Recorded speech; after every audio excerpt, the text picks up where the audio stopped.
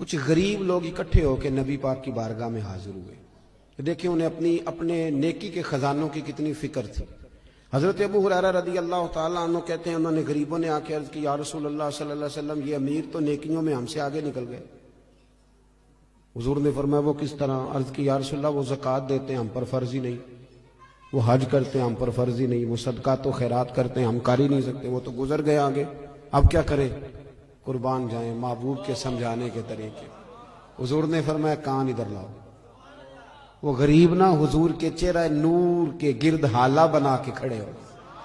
حضور فرمانے لگے سنو کان میں بات، رات کو جب سونے لگو نا تو 33 بار سبحان اللہ پڑھا کرو، پھر 33 بار الحمدللہ پڑھا کرو، پھر 34 بار سبحان. دیکھیں آپ کو یاد ہے اس کا نام کیا ہے؟ تسبیح ہے سبحان. اللہ آپ کو خوش رکھے. بڑی خوشی ہوئی آپ کی زبان سے لفظ سن. کہا یہ پڑھ کے سویا کرو رات کو. امیر جتنے بھی نیک کام کریں گے نا تمہاری اس تسبیح کی برکت سے اللہ تمہیں سب امیروں سے زیادہ اجر عطا کرے گا. مشکل کام تو نہیں، سب امیروں سے. انہیں فکر تھی کہ وہ کہیں ہم سے آگے نہ نکل جائیں روحانی دنیا میں، نیکیاں زیادہ نہ کما لیں. آج کل تو رٹا یہ بنا ہوا ہے کہ دیورانی کہتی ہے اپنے شوہر سے کہ میری جیٹھانی نے فریزر نیا لے لیا، اب میرا نہیں گزارا جب تک نیا آئے نا، فوری طور پہ مجھے جدھر سے مرضی ادھار قسطوں پہ لے آ، لیکن شریکے دے نار ڈال کے ٹرنا پیچھے. یہ ہماری دوڑ ہے. اس سے نقصان ہوتا ہے، اس سے اخلاقی کمزوریاں جنم لیتی ہیں، اس سے آزمائش میں. آپ یہ دیکھیں کہ وہ جو میرا پیچھے خزانہ ہے نیکیوں کا جو خزانہ ہے اس میں آج کل کیا ہے؟ میری زبان کہیں ایسا تو نہیں کہ باقی ہر جگہ چلتی ہے صرف ذکر میں نہیں چلتی، میرا سر باقی سارے کام کرتا ہے صرف اللہ کی بارگاہ میں صحیح نہیں. یہ غور کریں. حضرت ابو ہریرہ رضی اللہ تعالیٰ عنہ فرماتے ہیں وظیفہ پوچھ کے گئے اور پھر وہ کچھ دنوں کے بعد واپس آئے. گئے تو بڑے مسکراتے گئے تھے جیسے خزانہ ہاتھ لگ گیا. بڑے کچھ دنوں کے بعد واپس آئے تو بڑے پریشان تھے. حضور نے فرمایا اب کیا ہوا؟ کہ یا رسول اللہ بڑی پریشانی بن گئی. اب بھائی ہوا کیا؟ عرض کرنے لگے یا رسول اللہ وہ بات تو امیروں نے بھی سن لی ہے. ایک صحابی کہنے لگے میرا پڑوسی بڑا امیر ہے، رات وہ بھی تسبیح پڑھ رہا تھا اپنے سین میں سن رہا تھا، حضور اب کیا کرتا ہے؟ تو سرکار اس بات سے راضی ہوتے تھے. حضور خوش ہوئے، مسکرائے، فرمایا اب کیا کرنا ہے؟ ذالک فضل اللہ یؤتیہ من یشاء. یہ پھر اللہ کا فضل ہے، وہ جس کو چاہے عطا کر دیتا ہے. میرے عزیز سمجھے کہ وہ لوگ اور وہ ذرا سا بھی اپنے اندر ریا نہیں آنے دیتے تھے. حسد نیک آدمی میں بھی ہوتا ہے. ناراض تو نہیں ہو گئے نیک لوگ جی؟ نیک ناراض نہ ہو جائیں. حسد نیک آدمی میں بھی، بندہ نیک بھی ہوتا ہے اور حسد بھی، چونکہ حدیث ہے ترمذی شریف میں حضور نے فرمایا حسد نیکیوں کو یوں کھا جاتا ہے جیسے خشک لکڑی کو آگ کھا جاتی. تو اس کا مطلب ہے حضور نے فرمایا بندہ حاسد بھی ہوتا ہے اور نیک بھی ہوتا ہے، اس کے ساتھ ساتھ حسد بھی چل رہا ہوتا ہے اور نیکیاں بھی. تو پھر نیک آدمی کو چاہیے نا حسد سے جان چھڑائے. ایسا نہ ہو کہ وہ نیکیاں کرتا جائے اور ساتھ ساتھ حسد کھاتا جائے، اس کا کوئی فائدہ. اپنی روحانی زندگی کہیں تکبر نہ آئے کہیں بھی. اور امام کشاری تو یہاں تک فرماتے ہیں، آپ فرماتے ہیں میں نے بہت سارے جھکے ہوئے لوگ دیکھے ہیں، گردنیں جھکی ہوئی ہیں، دل میں بڑا تکبر ہے. آپ فرماتے ہیں میں نے بہت سارے دعائیں مانگنے والے دیکھے ہیں جو جزاک اللہ بھی برابر کہہ رہے ہیں پر اندر ان کی عداوت بھی برابر ہے. ایسا نہیں کریں. آپ یہ دیکھیں کہ کہیں ایک دیکھیں نا، ایک ہلکا یہ میرا بٹن ٹوٹ جائے نا تو ساری محفل میں میری توجہ بٹن پہ رہے گی، چاہے کوئی دیکھے بھی نہ. مجھے تو پتہ نا ٹوٹا ہوا تو میں بار بار غور کروں گا. ایک دھبا بھی باطن پہ لگ جائے نا، وہ جھوٹ کا ہو، وہ دوے کا ہو، وہ لالچ کا ہو، وہ حسد کا ہو، ایک بھی دھبا ہو نا سکون نہیں آتا، آپ بے چین رہتے. یہ میری طرح کے کچھ لوگ ایسے ہوتے ہیں جن کو اسٹیج پہ بیٹھنے کی بیماری لگ جاتی ہے. اب یقین کریں میں تو کسی وقت سوچتا رہتا ہوں کہ کوئی محفل ایسی بھی تو ہونا کہ ہم بھی پیچھے بیٹھ کے سنیں، اپنا چسکا بھی تو پورا کرنا ہے. لیکن وہ کئی میری طرح کے لوگ بیچارے گردن اونچی کر کر کے نقیب کو دکھاتے ہیں کہ میں بھی آیا ہوں، کسی طریقے سے اعلان کاری دے میرا، میں چودھری صاحب ہوں، علاقے کا محلے کا بڑا ہوں، 2 دفعہ چیئرمین ہوا، بلا لے کسی طریقے. اس سے گھٹن آئے گی آپ کے مزاج. بات زیادہ نہیں کرنی، سمیٹنے کی طرف آ رہا ہوں. سید احمد کبیر رفائی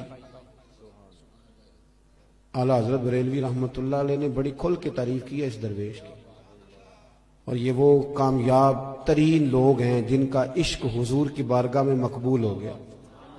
दरवाजे रसूल पे हाजिर होते थे तो अल्लाह के महबूब करवे अनवर से अपना बाजू बाहर निकाल के हाथ मिलाया करते। हजरत सैयद अहमद कबीर रिफाई रहमतुल्लाह ताला अलैह फरमाते हैं कि किसी ने कहा हजरत इतना ऊंचा मकाम कैसे मिल गया? तो आप फरमाने लगे, लोग मुझे मुफ्ती भी कहते थे, आलिम भी कहते थे, कुछ लोग मेरे मुरीद भी थे, लेकिन फरमाते मैंने सारी जिंदगी सबसे गुनाहगार मुसलमान को भी अपने से अफजल ही समझा। क्यों?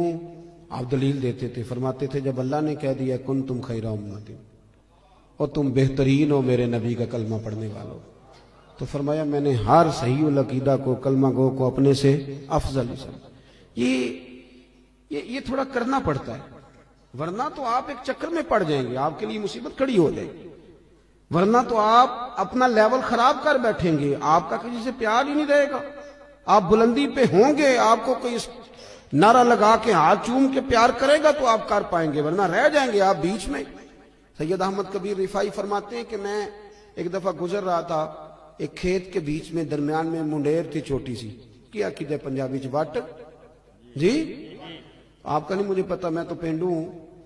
तो गांव में ना ये जब चावल की फसल काश्त करते थे ना मूंजी, तो उस वक्त कद्दू किया जाता था, पता है कि नहीं? चलो जिन्होंने पता है वो तो हाँ ना करो ना। वो कद्दू का मतलब ये होता था कि वो सारी फसल भर देते थे पानी से, अच्छे तरीके से भर दी जाती थी। वो बड़ी नरम, चूंकि चने की फसल का बीज नहीं लगता, उसका पौधा लगता है, पहले वो अलग जगह लगाया जाता है, फिर उसको वहां से लाके यहाँ बोया जाता है, एक पूरी तरतीब है। पनीरी उसको कहते हैं, और भी कुछ आखी दसी तुम मैंने याद, लाभ, देखें कारी साहब को पता है जी, लाभ है ना जी, अल्लाह ताला जज़ाए खैर दे, बहुत सारी बरकत दे कारी साहब को, आप सब हजरात को। तो वो इस तरह समझ लें कि फरमाते हैं मैं वट से मुंडेर से गुजर रहा था, इधर भी पानी था इधर भी पानी था। सैयद साहब कहते हैं जब मैं गुजर रहा था तो सामने से कुत्ता आ गया। अब कुत्ता भी खड़ा है गुजरने को, मैं भी खड़ा हूं, अब जो है वो टाइम थोड़ा है, मैंने असर की नमाज पढ़नी थी। अब वहां से दो बंदे नहीं गुजर सकते, एक ही गुजर सकता है। फरमाते हैं वो भी खड़ा मैं भी खड़ा। कुत्ता अगर नस्ली असली हो तो अल्लाह वालों का अदब करता है, आपको पता है ना साबिक काफ के कुत्ते का। तो वो भी खड़ा हो गया, तो कहते मैं भी खड़ा हो गया। अब वो मेरी तरफ देख रहा है कि मैं हटूं, और मैं उसकी तरफ देख रहा हूं कि वो हटे।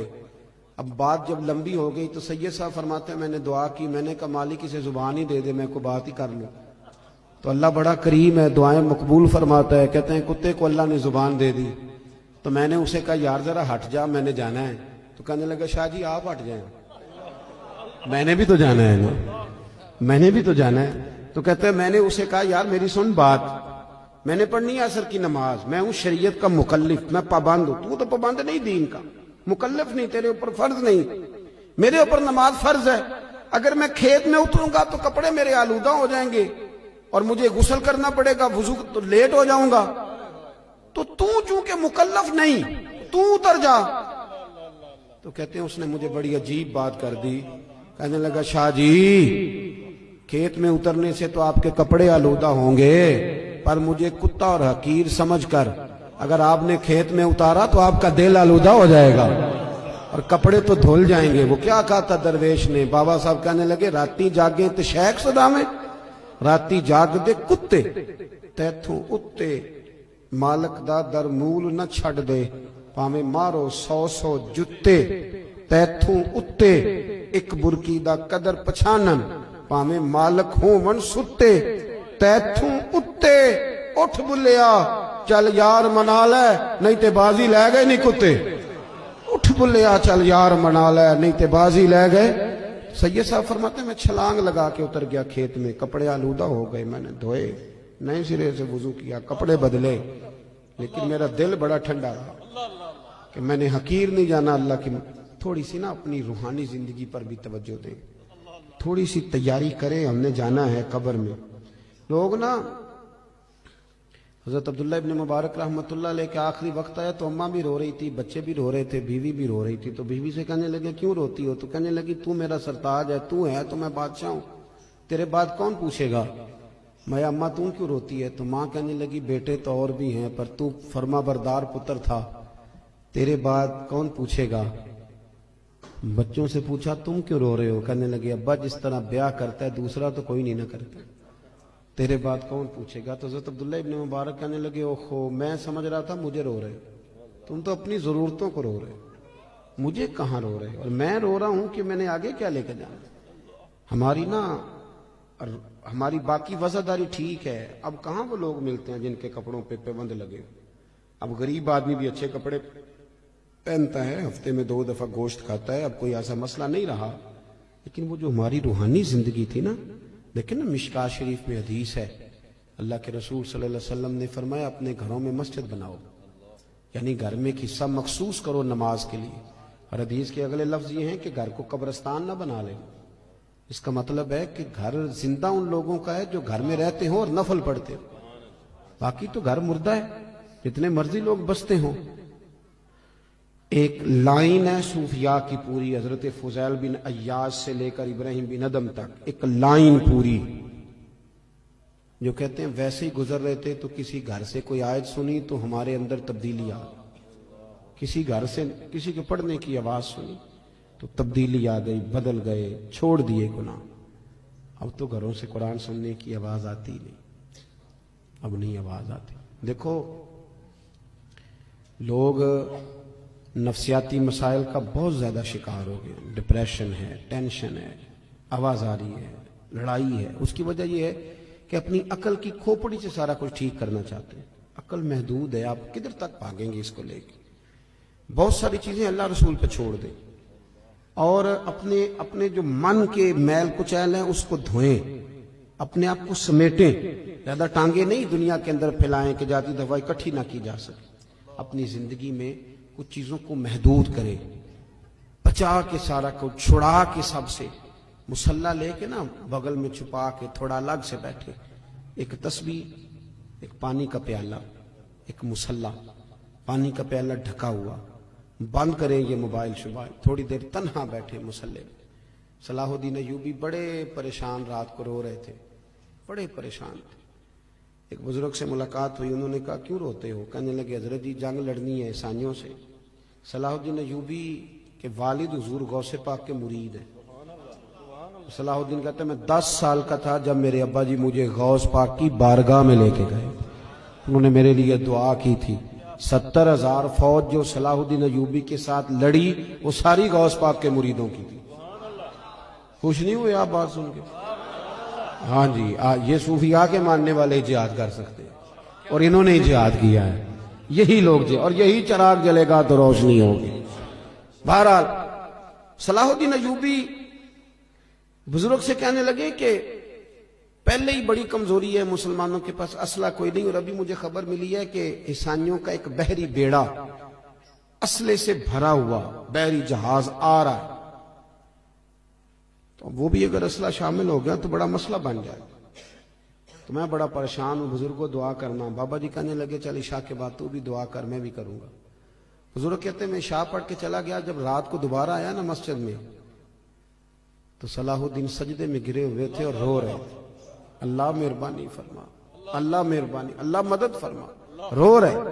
کہتے میں نے کہا اسے یکسوئی حاصل ہے، میں یہاں نہیں، میں گھر میں جا کے مصلی بچھاتا ہوں، ہو سکتا ہے میری وجہ سے اس کو یکسوئی نہ ملے۔ کہتے میں گھر چلا گیا، جب فجر کی نماز پڑھنے کے لیے میں آیا تو صلاح الدین بڑے تر و تازہ تھے، خوش تھے۔ میں نے نماز کے بعد پوچھا خیر ہے؟ کہنے لگے حضور میرے رب کریم نے بڑا فضل کیا، وہ ان کا بحری بیڑا دریا میں غرق ہو گیا، ابھی اطلاع ملی ہے ابھی۔ بزرگ کہتے ہیں اس کی بات سنی تو مجھے وجد ہو گیا، میں نے کہا صلاح الدین وہ دریا میں غرق نہیں ہوا، تیرے آنسوؤں میں غرق ہو گیا، جو تو رویا ہے نا رات، تیرے آنسو سنے نا حدیث۔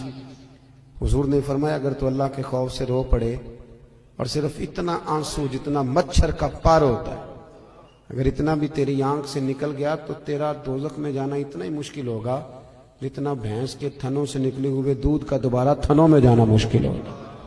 پر کوئی اتنا بھی تو روئے تب ہے، کسی کو اتنا روحانی زندگی آباد کرے، دعائیں لمبی مانگا کرے، بہت زیادہ مانگا کرے۔ حضور فرماتے ہیں جو رب سے زیادہ مانگے اللہ اسے راضی ہوتا ہے۔ اپنا تعلق، یہ دعا بندے کا اللہ سے رشتہ ہے. دعا مانگیں، مصلی پہ بیٹھیں، درود و سلام پڑھیں، ذوق سے پڑھیں. ایک جگہ ایسی مخصوص کریں جہاں بندے نہ ہمیں دیکھیں، وہاں بن صبر کے سج کے بیٹھیں. کوئی پوچھے کہ یہاں اکیلے میں سج کے کیوں بیٹھے ہو تو بتاؤ رب رسول کے لیے بیٹھا ہوں، ان کے لیے سجا سمرا بیٹھا ہوں، ان کی یاد میں بیٹھا ہوں، ان کے لیے بیٹھا ہوں. اپنی روحانی زندگی کو مضبوط کریں، اپنے اندر کے معاملات کو درست کریں. آپ کو سکون ہوگا. جب غذا ملے گی تو آپ دیکھیں گے دل آپ کا مضبوط ہے. دعا کرتا ہوں جو میں کہہ سکا میرا اللہ قبول فرما لے، جہاں بھول گئے اللہ ہم سے درگزر فرمائے.